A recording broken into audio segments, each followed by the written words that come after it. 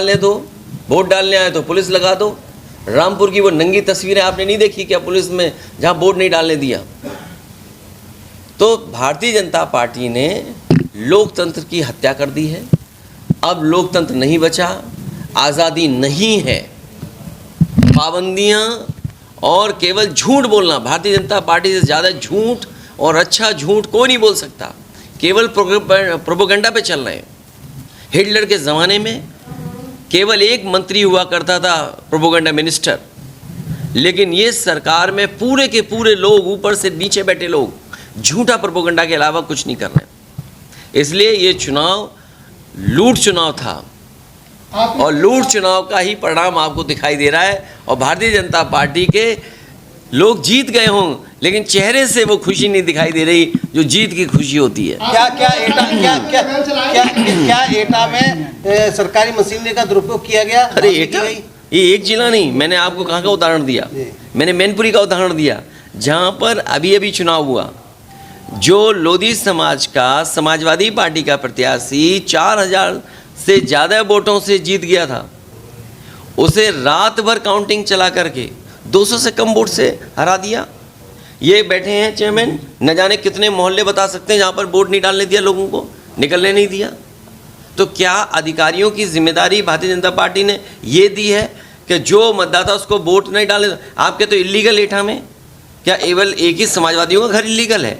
हमें तो खुशी होगी जिस समय पर इलीगलों की बिल्डिंगों की गिनती होगी, सबसे ज़्यादा इलीगल घर अगर किसी के निकलेंगे तो भारतीय जनता पार्टी के। तो क्या अब तो पूरा विपक्ष इकट्ठा हो रहा है, लगातार देखा जा रहा है, चाहे बिहार से या यूपी से या। अब ये आगे की बात है, पहले ये लूट तंत्र बचाओ। लोकतंत्र बचाने के लिए आपका क्या अभियान है? केवल कोशिश रहेगी कि जिस तरीके से जनता समर्थन दे रही है उस समर्थन को और बढ़ाया जाए। तो ये बीजेपी को 2000 का प्री मैच मान के चल रही थी, तो अब 2024 को आपकी क्या रणनीति, समाजवादी पार्टी क्या रणनीति रहेगी? आप तो पढ़े लिखे बुद्धिजीवी हैं, मैं क्या कहूँ, बीजेपी क्या कहे, कम से कम आपको सच बताना चाहिए कि बीजेपी किस रास्ते पर है। जो भारतीय जनता पार्टी कहेगी वही कानून है। अभी मैं बेवर के लोगों से मिलकर आया, जो पार्टी का जीत गया सदस्य, चेयरमैन जो बन गया, उसे बैठाया और सर्टिफिकेट दूसरे को दे दिया। मैनपुरी में कल मैं खुद 11:40 पर, उससे पहले मैंने जिलाधिकारी महोदय से कई बार बात की, बोले न्याय होगा, बिल्कुल नियम से काउंटिंग होगी। और वहाँ पर एक ही कार्यकर्ता कह रहा था बेईमानी होगी, बेईमानी करेंगे, भारतीय जनता पार्टी को जिताएंगे। मेरी लगभग 8 या 9 बार डीएम मैनपुरी से बात हुई। जब मुझे लगा कि ये जिलाधिकारी कुछ नहीं कर सकते, मैंने जानबूझ करके कोशिश की कमिश्नर से बात करूं।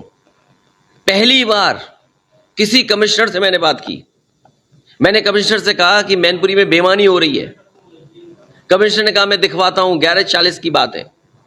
उसके बाद वहां के पुलिस के बड़े अधिकारी से बात हुई। बड़ा अधिकारी कह रहा है कि मुझे डर है इस बात का कि पत्थरबाजी रात में ना हो, कहीं जनता भड़क ना जाए। तो मैंने उनसे कहा कि समाजवादियों का ये चरित्र नहीं रहा है। और फिर प्रशासन ने पुलिस लगा दी। मैं समझ गया उसी समय कि रिजल्ट क्या होने वाला है। सोचो इस सरकार में आईजी, कमिश्नर, डीएम और सीडीओ बेईमानी कर रहा हो। कितने वोट से हरा दिया? 200 से कम वोट से हरा दिया। जो लोधी समाज का नेता 4000 से ज्यादा जीत रहा था, रात तक काउंटिंग चलाई और कितने से हराया? 200 से कम वोट से। बेवर में जिसको जीत मिल गई थी, कहा कि बैठो अभी सर्टिफिकेट मिलेगा, सर्टिफिकेट उसे नहीं दिया। जो हारा हुआ तो उसे सर्टिफिकेट दे दिया बीजेपी ने। ये एटा के लोग बैठे, चेयरमैन चुनाव लड़ रहे थे, कौन से मोहल्ले में नहीं वोट डालने दिया? क्या यही जिलाधिकारी का काम है? क्या यही अधिकारियों को सिखाया जा रहा है ट्रेनिंग में कि आप वोट न डालने दो, वोट डालने आए तो पुलिस लगा दो? रामपुर की वो नंगी तस्वीरें आपने नहीं देखी क्या, पुलिस में जहां वोट नहीं डालने दिया? ब्लॉक प्रमुख के चुनाव रहे हों, जिला पंचायत के चुनाव रहे हों, विधान परिषद के चुनाव थे, और पिछला विधानसभा का चुनाव और ये नगर निकाय के चुनाव, भारतीय जनता पार्टी ने सब सीमाएं लांघ दी और जो कुछ कर सकते हैं बेईमानी। ये जश्न भारतीय जनता पार्टी के लिए वो है जिसमें संदेश दे रहे हैं कि लोकतंत्र ऐसे ही खत्म किया जाता है। लोकतंत्र को खत्म करके जश्न मनाना इस देश के लिए दुर्भाग्य है, प्रदेश के लिए दुर्भाग्य है। उदाहरण के लिए मैनपुरी, आप पत्रकार साथी वहीं के हैं और जितने भी साथी बैठे हैं वो करीब से चीजों को समझते हैं। एक भारतीय जनता पार्टी ने उदाहरण दिया है, पूरे देश में कहीं ऐसा नहीं हुआ होगा जिस तरह से मैनपुरी में मतगणना की गई है। सुबह से शुरू हुई मतगणना और अगले दिन खत्म हुई मतगणना। सुबह शुरू हुई और अगले दिन मतगणना खत्म हुई, तो सोचिए कितनी तैयारी थी बेईमानी की। जो उन्हें रिजल्ट देना था अंतोगत